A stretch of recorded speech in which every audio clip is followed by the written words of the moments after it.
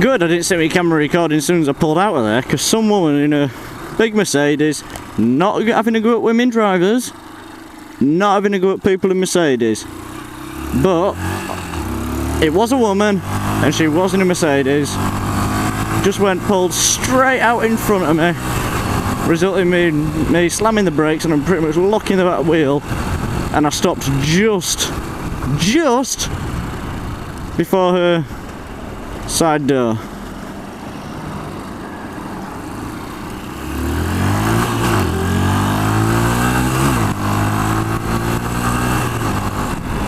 Oh, Rosas.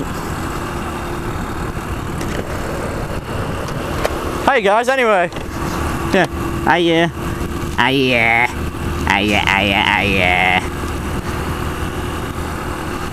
How are you all? Good. No, you didn't say good, did you? I said, we're shit. We feel like crap. We've missed you. That's what you were actually saying, isn't it? I know it was. It's okay. I'll give you all a big hug. Yeah, anyway, I'll tell you about the bike a bit now. It's 124 cubic centimeters. Hello. What the heck is that he's got on the back of that? That is the best thing I've seen for quite a while. Sorry, I'm going straight off this subject now. About carrying shit like that on the bike. Sorry, I probably shouldn't swear. Naughty. Naughty. Last year when I had the moped, I carried, you're gonna laugh at this, a load of wood on the back. Bear in mind the plate on the back was not that big. So I fabricated out of an old, you know the old baskets you used to get at supermarkets for putting all onions in and all that lot, the little ones that are about maybe that big. Got one of them and fabricated a mount to put it on to the plate on the back.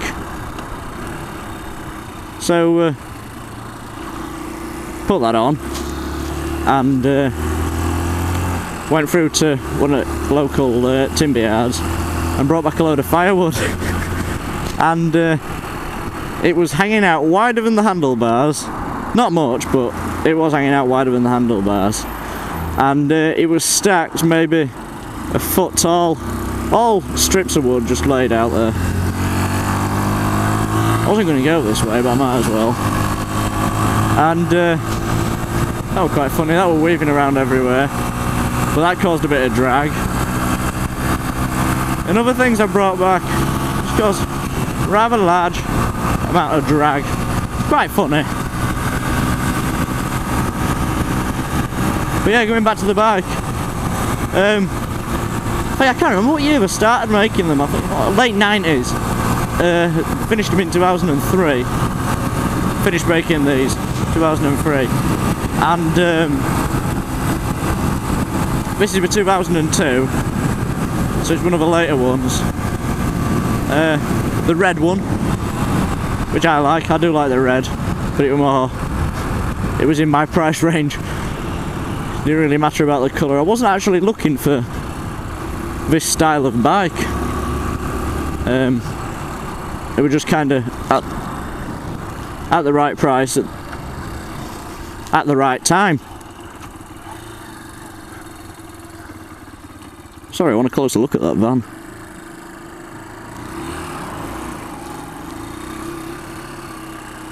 Yeah, it was kind of at the right price at the right time. So I got it. And what the heck is this? It's a transporter, J-Reg, so that's, oh god, MN, ABCDEFG, HIJ, K, early 90s. And it looks like it's been kind of half rat-looked, half done for everyday use. But that is brilliant. Bit rat lucky with the camo stripes and the bullet holes, or bullet hole marks, and the awesome handle on the filler cap. And the big knobblies. I like that. Big bull bar on the front, yeah. I do like that. And the chains down it. And that, on the top, CB aerial for a CB radio, which I'm guessing they've probably got. And a little fire. That is actually quite cool. I do actually quite like that. Petrol tank. I wonder if there's actually anything in that fuel tank. I like that. Right, carry on I guess. Ow.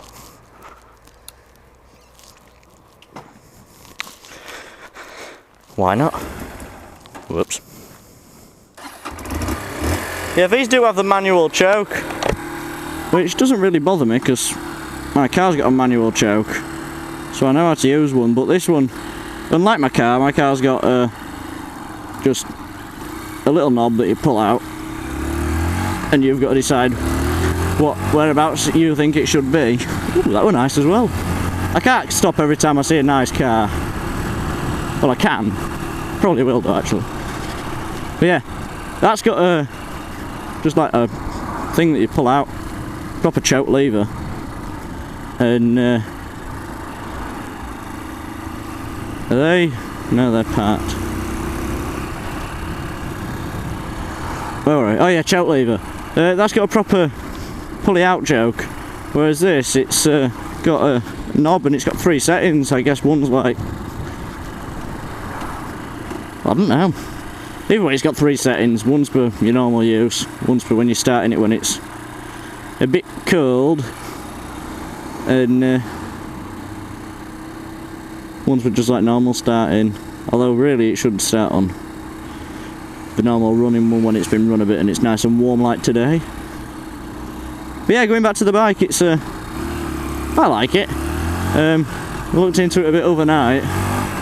If you go on my Facebook page, The Confused Rider, yep, I'm on there, on the F book, face ache, whatever you want to call it. I have actually liked the Honda CLR page. It's kind of known as the CLR or the City Fly. Bit weird. It says City Fly on the side, but it is the CLR. But there's a bit of a thing on that. And when I was reading through it, it says it hasn't actually got the 125, well 124 if you want to be exact, engine that's in it. Isn't the one from like the sports bikes. It's actually the one from the 125 crosser that they do, like proper dirt bike, 4-stroke dirt bike, which I didn't know, which I were quite surprised at. But then again, when you look at what the bike looks like, which I'll show you, I'll get up here and I'll find a lay-by or whatever. When you look at what the bike looks like, you can kind of understand why it's, although it is a town bike by rights, it is a out-and-out town bike really, or supposedly, and on the reviews it does say it is a very good town bike, which I totally agree. I work in Hull, and on the occasions when I've ridden into Hull on it, I can get through traffic easily miles quicker than half the people who I work with. And I think it's quite amusing because we have to set off quite a lot earlier than me. And obviously I get there before them. But, well, I get through Hull before them anyway. Oh dear. That doesn't look good. A bit burnt out. Yeah, but I think it's a good engine. It seems smooth. I had to take it back to the garage, or they had to come pick it up. Ow! There's some bloody bumps through here the other day because whilst I was, oh god, probably cut that a little bit. Flipping heck!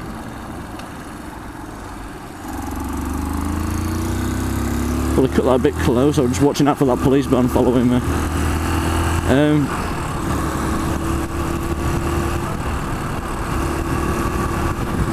Yeah, I'm done, I'm alright.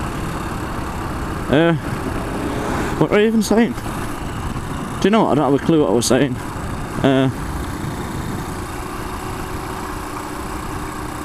Oh yeah, I had to go back to garage because the rear sprocket had, well, the bearing had gone in the back wheel, it collapsed, which then meant the sprocket wasn't balanced right. It were like, you got 4 bolts on your sprocket, two of them were tight, 2 of them were really loose, so we were just flexing over 2 of them. Resulting in the sprocket twisting every time I put any power in by the time I got home, because I needed to get it home. Any time it had any sort of power at all on it, it didn't like it at all, and it would just slip in the chain. Resulted in the cogs on the sprocket giving thumbs up. I think sometimes that just diffuses a situation that could possibly occur, and also gives bikers a bit of a better name. Just thumbs up, thanks for letting me in. Even though I kind of forced myself in, just thanks for that. I'll show you up here. Park on. I'd stand in here and show you the bike. But yeah, I think that kind of diffuses situations. But yeah, I had a new sprocket put on it, new chain, and it's alright. It's obviously the bearing's being done in the back wheel. But here it is. I'm not fussed about you knowing my reg. Eccleshill Motorcycles in Bradford. Brilliant place. Brilliant place. They import well, they're a dealer for Royal Enfield over here. Yeah, that's it. It's 2002. Not got that many miles on. I've put 1,000 of the miles that are on it. It's on 27-ish now, and I've put, I think, 700-800 on. So I like it. I can't really complain for what it is. I think it's a nice bike. There you go.